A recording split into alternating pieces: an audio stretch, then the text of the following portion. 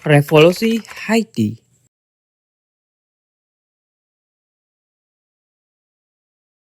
Menyusul keputusan Prancis untuk membebaskan para budak, Toussaint membalikkan kesetiaannya dan bergabung dengan pasukan Prancis melawan Spanyol.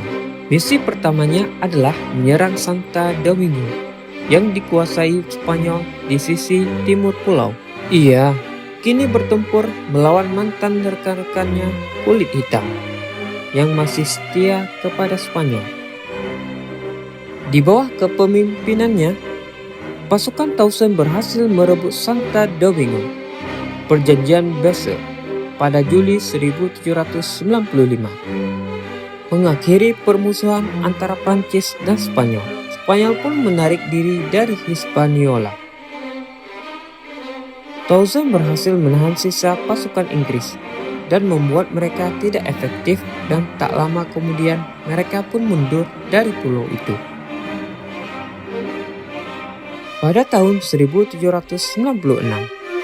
Toussaint menjadi tokoh politik dan militer terkemuka di koloni-koloni tersebut, dikagumi oleh para mantan budak yang kemudian ia bantu bebaskan. Ia juga dihormati oleh banyak penguasa Prancis yang secara teknis masih menguasai Saint-Domingue. Setelah berhasil mengamankan perdamaian sementara dengan kekuatan-kekuatan Eropa, Toussaint beralih ke isu kerusuhan domestik yang masih membara di pulau itu. Sebelum tahun 1791, penduduk mulatto yang tidak diperbudak telah memiliki budak sendiri. Banyak yang menginginkan mereka kembali. Pada tahun 1799, Toussaint berhasil mengalahkan pasukan mulatto dengan bantuan desa lain. Pertempuran tersebut berlangsung selama setahun dengan tuduhan kekejaman yang dilakukan oleh pasukan desa lain. Toussaint kini menjadi penguasa de facto seluruh pulau Hispaniola. Ia memperkenalkan sebuah konstitusi yang menegaskan kembali penghapusan perbudakan dan mendeklarasikan dirinya sebagai gubernur jenderal seumur hidup. Dengan kekuasaan yang hampir absolut, berharap dapat mengembalikan stabilitas di Hispaniola. Ia berupaya membangun kembali sektor pertanian dan memperbaiki kondisi ekonomi. Toussaint menjalin perjanjian dagang dengan Inggris dan Amerika yang memasok pasukannya dengan senjata dan barang-barang dengan imbalan gula dan janji untuk tidak menginvasi Jamaika atau Amerika Selatan. Menentang hukum revolusi Prancis, ia mengizinkan para pemilik perkebunan yang melarikan diri selama pemberontakan untuk kembali. Ia memberlakukan disiplin militer pada para pekerja, sekaligus melakukan reformasi yang memperbaiki kondisi pekerja. Pada tahun 1799, ketegangan antara Toussaint dan Rigaud mencapai puncaknya. Toussaint menuduh Rigaud mencoba membunuhnya untuk mendapat kekuasaan atas Saint-Domingue. Rigaud pun mengklaim Toussaint berkonspirasi dengan Inggris untuk memulihkan perbudakan. Konflik tersebut diperumit oleh nuansa rasial yang meningkatkan ketegangan antara orang kulit hitam dan mulatto. Toussaint memiliki alat politik lain yang melenyapkan Rigaud. Hanya dengan menguasai setiap pelabuhan, ia dapat berharap untuk mencegah pendaratan pasukan Prancis jika diperlukan. Setelah Rigaud mengirim pasukan untuk merebut kota perbatasan Petit Goâve dan Grand Goâve pada bulan Juni 1799, Toussaint memujuk Rome untuk menyatakan Rigaud sebagai pengkhianat dan menyerang negara bagian selatan. Perang saudara terjadi, dikenal sebagai Perang Selatan, yang berlangsung lebih dari setahun. Rigaud pun kalah dan melarikan diri ke Guadeloupe. Kemudian, Prancis pada bulan Agustus 1800, Toussaint mendeklarasikan sebagian besar kampanye sebagai letnannya. Jean Jacques yang menjadi terkenal selama setelah perang karena membantai tawanan mulatto dan warga sipil. Jumlah kematian masih diperdebatkan, Jenderal Prancis Francois Joseph memperkirakan 10.000 kematian. Sementara sejarawan Trinidad abad ke-20 mengklaim hanya ada beberapa ratusan kematian.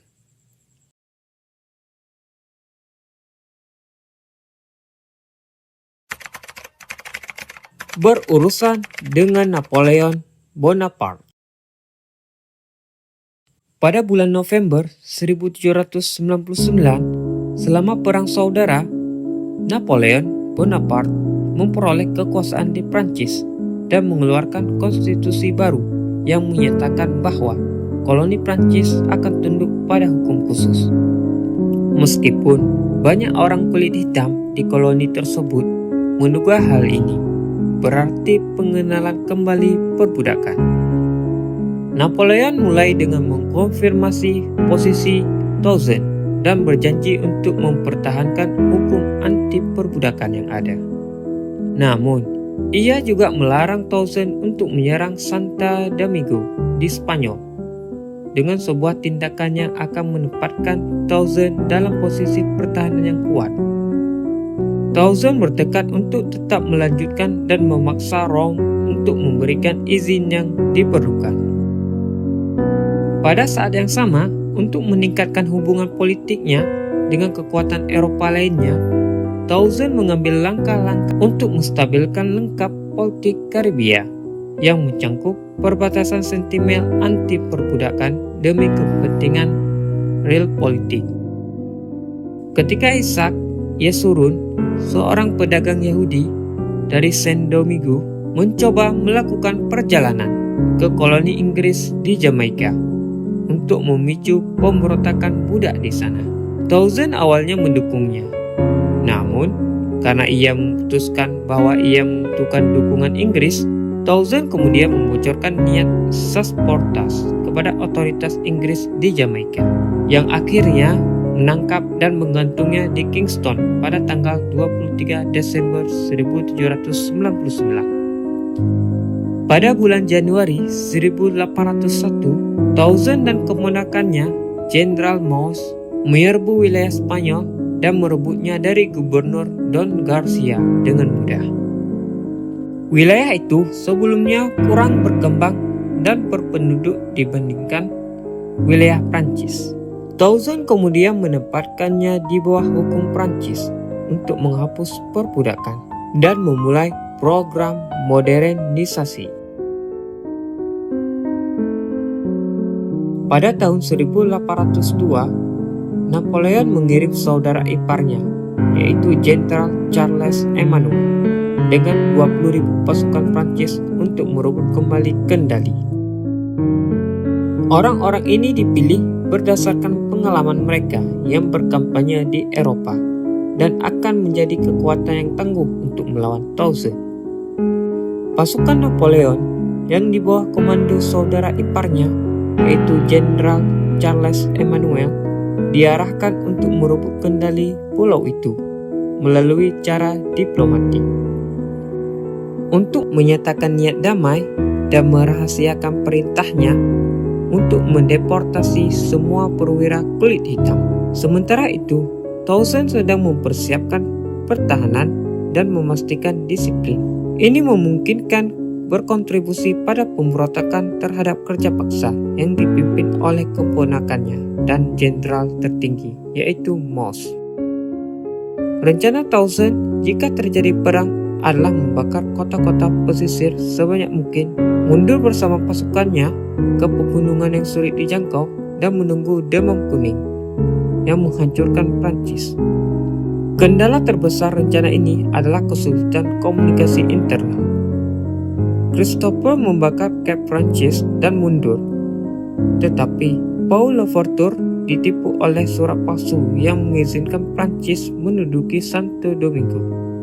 Perwira lain mempercayai pernyataan diplomatik Napoleon, sementara beberapa mencoba melawan, alih-alih membakar dan mundur. Dengan kedua belah pihak yang terkejut oleh kekerasan pertempuran awal, Leclerc mencoba meskipun terlambat untuk kembali ke solusi diplomatik. Putra-putra Tauzan dan guru mereka telah dikirim dari Prancis untuk mendampingi ekspedisi dengan tujuan ini, dan kini dikirim dengan menyampaikan proklamasi Napoleon kepada Tauzan. Ketika perundingan ini gagal, pertempuran yang tak kunjung usai selama berbulan-bulan pun terjadi. Hal ini berakhir ketika Christopher yang tampaknya yakin bahwa Leclerc tidak akan memperlakukan kembali perbudakan, berganti pihak dengan imbalan mempertahankan jabatan jenderalnya di militer Prancis. Jenderal Jean-Jacques melakukan hal yang sama tak lama kemudian.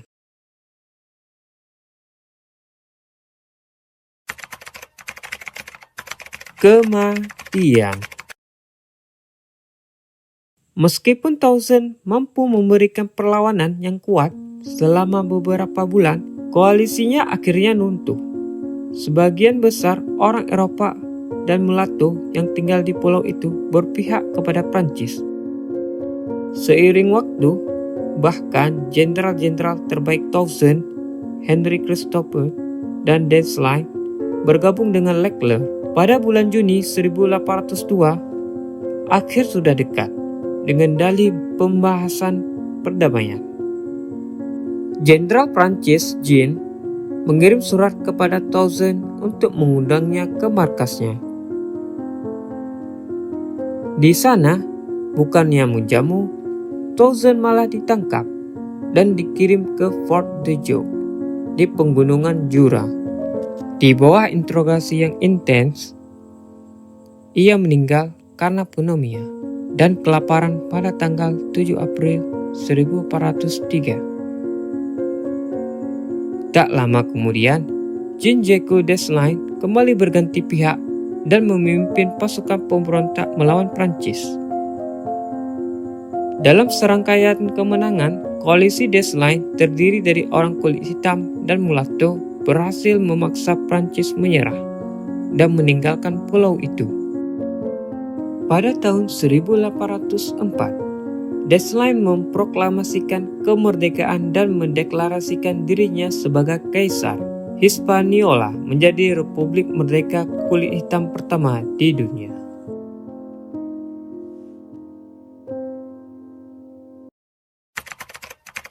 Kesimpulan,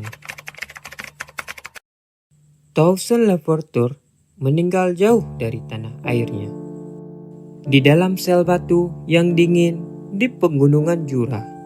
Ia menghembuskan napas terakhirnya tanpa tahu bahwa perjuangannya baru saja dimulai.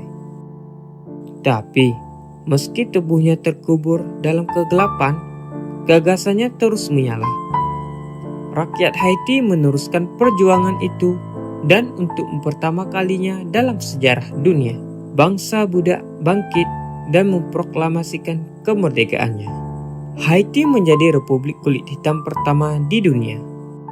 Sebuah tanda bahwa kebebasan bukanlah milik ras, warna kulit, atau bangsa tertentu. Tauzan mungkin tak pernah memegang mahkota, tapi ia memimpin lebih dari sekedar tentara. Ia memimpin sebuah ide-ide bahwa tidak ada rantai yang cukup kuat untuk mengikat manusia yang berani bermimpi bebas.